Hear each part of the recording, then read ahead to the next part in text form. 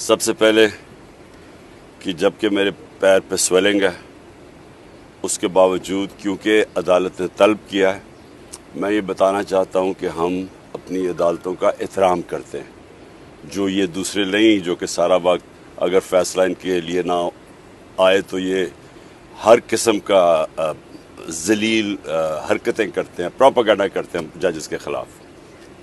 मैं सारी कौम को कहता हूं कि अपने बच्चों का मुस्तकबिल बचाने के लिए, इसको मुल्क को बचाने के लिए आपने सब ने 5:30 बजे अपने घरों से बाहर निकलना है और 1 घंटे के लिए अपने चीफ जस्टिस को बताना है कि सारी कौम उसके साथ खड़ी है।